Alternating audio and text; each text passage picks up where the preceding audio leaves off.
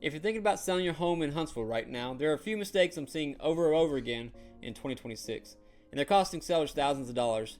The market has shifted. What worked a year or two ago doesn't work the same way today, and a lot of sellers haven't adjusted. Some of the homes are sitting longer, there's price reductions, and buyers are getting way more selective. So in this video, I'm going to break down the 5 biggest mistakes Huntsville sellers are making right now, and more importantly, how to avoid them so that you can sell faster and for more money. But before we start, if you're thinking about selling your home in Huntsville or Madison, or even just trying to figure out what your home might be worth in today's market, I help sellers just like you every single week navigate this process. A lot of the conversations I'm having right now are exactly around this: how to position your home correctly so that it actually sells in today's market and not just sit there. If you want help building a strategy, pricing your home right, or timing your move, the best way is to click the link in the description and schedule a seller strategy call. Even if you're early in the process, feel free to reach out. We'll help you make a smart move, not just a quick one. Alright, so we're going to jump right in, and now I'm going to be covering the 5 mistakes that Huntsville sellers are making in 2026. I'll move on to the next slide. Like I said earlier, the market has changed. Buyers are being way more selective.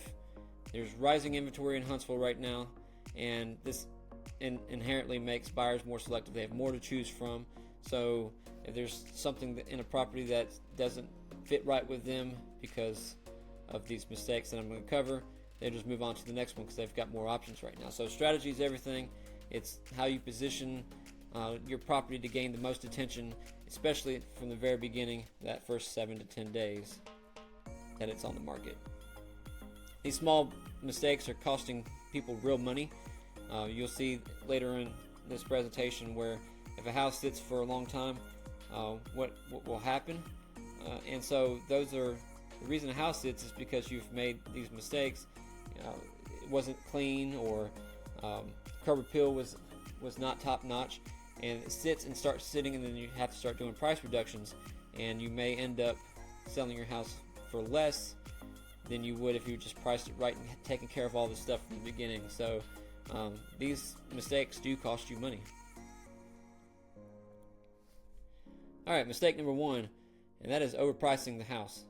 I go over the 4 things that affect the attention on your house, and it's pricing, prep, access, and the agent you hire. And overpricing it affects how much attention that your property gets. So you may have people captured based on curb appeal and great pictures and videos and stuff, but they scroll down, they see the price, and they're like, whoa, there was a house that sold for way less right down the street. Why would I want to look at this one that's $25,000 more? You can't just put a house on, say it's worth $400 and then put it on the market for $425 like you possibly could in 2021, and then have buyers fight over, how much they want to offer. That it doesn't work like that anymore. If people see it's overpriced, they just move on. And so there's no negotiating price down. Buyers are just not going to offer, and they're going to move on. So it's missing your best buyers. The most motivated buyers are the ones that want to pay within a certain range, and that's based on the houses that have sold in the area over the last 6 months. And so when you price too high, you start losing all that early momentum that you need, gaining attention in the first 7 to 10 days. Alright, see, this is that slide I was telling you about. The longer it sits, the less that you'll get. So week 1, if it's overpriced, you may get 1 or 2 showings. It's nothing like you thought it would be. You think buyers just come out and flock to the house just putting it on the market. That's not the way it works anymore. So it's sitting there.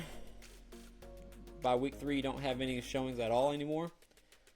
It's just sitting there. You try to do open houses, nobody shows up. So you start doing price reductions. By week 6, buyers are starting to wonder what's wrong with the house, and they're not even entertaining an idea of even looking at it. And then you've let it sit there for 3 months or so, and you've done so many price reductions that somebody finally bites, and the seller ends up getting less than they would if they just would have priced it right from the beginning. And so this is just an example of what could happen because you don't get it priced right from the very beginning. Alright, the next mistake is poor prep. mentioned this is one of the factors that drives attention to your property. Is if you skip decluttering and cleaning. I recommend a deep clean, getting somebody to come help and do that for you. It's just they see things that you may not, because you're so used to seeing things in your house, and the things that buyers might spot because they're not familiar with your house. And so they come in and deep clean your house, and it's all good to go. Also ignoring small repairs, things that are going to need to be fixed when it comes to inspection and request for repair time. Things like leaking faucets. If you know something appliance needs to be replaced because it's not working, you should go ahead and do that before going live with your listing. And you also should do things like your deferred maintenance that things that you don't want to take care of. Replace air filters. That's just one way to show that you've been taking care of your property.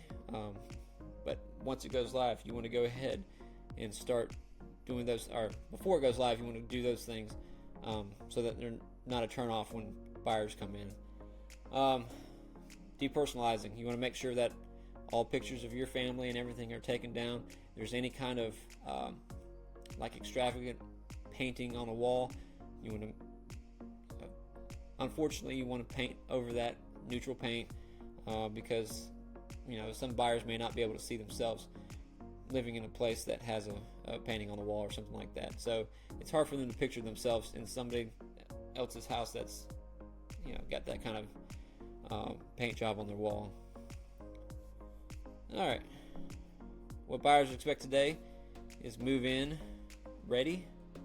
They want it clean. They want neutral paint. They want it to be shown that it's well maintained, and of course a strong online presence. And that's what is part of the presentation is getting that right. All right, mistake number 3: weak marketing.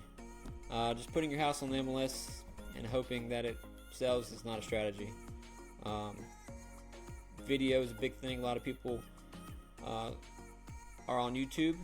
YouTube also ends up being a top search result in Google, and also now in AI, people are starting to ask, like ChatGPT, give me the houses that meet this criteria, and they bring up listings based on that criteria. And if there's no video, if the description in the listing is bad, it doesn't have keywords that will have AI and Google pull that listing, then it's not going to show up. And then of course low quality photos. You would think in 2026 all agents would be using professional photography, but that's just not the case. I've seen cell phone pictures of a bad angle with their thumb in the picture.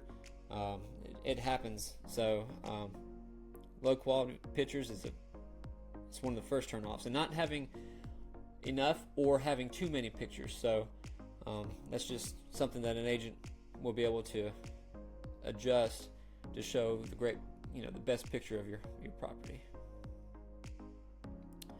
Also, marketing when it comes to there's a lot of relocation happening here in Huntsville. People coming from DC, California, Colorado, and so if you don't have somebody that's marketing to those areas for your listing, that's another way that you lose possible buyers.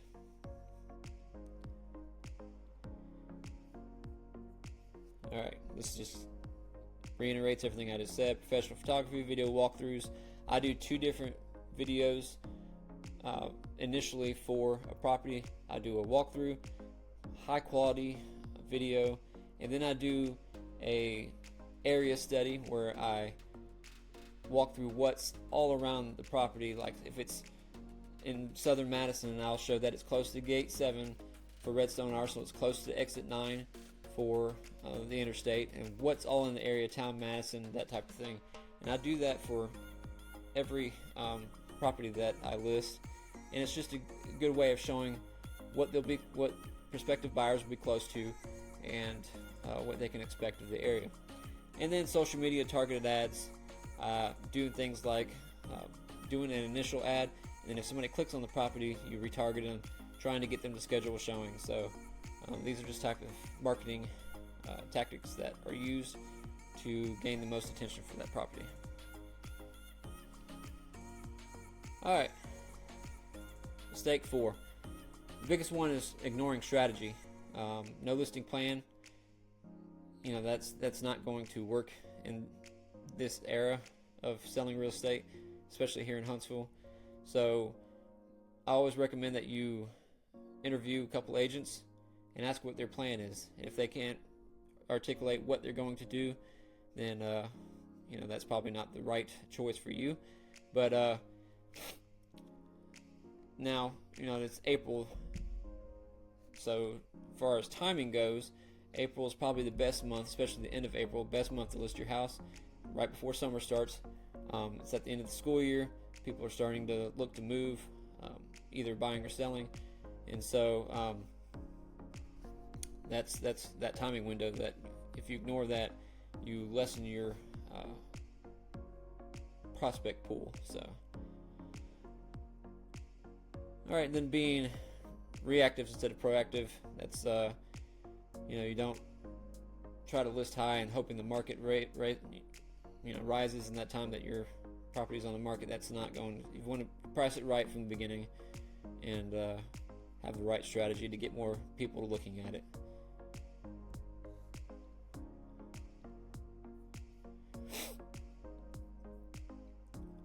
All right, so this is just showing that you want your listing to align with demand cycles, especially like here in April, and then you want to know your property or neighborhood trends. The neighborhood sells seems to more houses sell in a certain month. That's what you want to kind of shoot for. It allows you to have time to prepare, and then like it says here, prepare before going live. You want to make sure it's ready to go, clean, depersonalized. Curb appeal is great. Have great pictures, great video, and you understand what your agent's going to do as far as marketing. Alright, and then mistake number 5 is thinking like a seller, not a buyer. So you always want to think of, if you were to buy this house, what would I want to see when I drive up?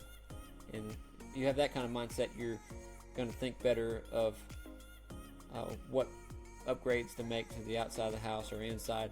And then you can always ask people, if you have a hard time getting in that buyer mindset, then ask your neighbor, ask a friend to come over and say, hey, if you were to buy this house, what would you change about it to make you actually want to offer on it? So that's just one of the things. So emotional pricing is one. You think you can get more, but the data is not showing. That's one mistake that you can make. And then you do too big of repairs and expect to get that much money back, like remodeling an entire kitchen when it could just need a different paint on the cabinets. But a lot of times if you do like $30,000 in kitchen remodel, you're not going to get that back. So that's just one of the recommendations that I make when I come in and look at a house. Is I try to find the repairs and upgrades that you can make for just a minimal amount that will give you the best result when it comes to attracting buyers. And then ignoring competition, especially if there's a lot of listings in your neighborhood. You don't want to try to overprice, even if you have some features that they may not have. You want to stay within a reasonable amount of those other listings, just because they see one for $375 and then another for $378 and then yours is $425, and they're pretty much the same square footage, same number of rooms, but you have upgraded tile or something. That's not going to be enough for them to want to come look at your house. And you've always heard all the time, you don't want to be the best house in the neighborhood, because it just doesn't, it's not good for competition. Of course, see your home through the buyer's eyes, and like I said, if you have a hard time picturing that, you can always ask a friend to help. So, alright, what successful sellers do differently? They price strategically from day one. prepare their home property. They use modern marketing. This is what I was talking about. AI. It's very new, especially when it comes to people asking who's the best real estate agent in a town, or show me the properties that meet this criteria. That is very, very new when it comes to AI. Going to ChatGPT and doing that, and ChatGPT is actually giving results based on things like an agent. If they've done a ton of content, they show that they're helping people. They have a lot of 5-star reviews on Google. There's all kinds of factors. And then with the marketing, you want to. So the way I kind of do things when it comes to like the AI platform is, I have a separate page just for the listing, and I have all kinds of keywords and stuff built in to that page in the back end that AI uses to search on. So my listings tend to show up a little bit more in Google and in AI platforms. And then you also want to follow a clear plan. If you've priced right, if it's being marketed right, if everything looks good, it should. You should be able to execute on that proactive strategy so that that you can get to the result, the desired result.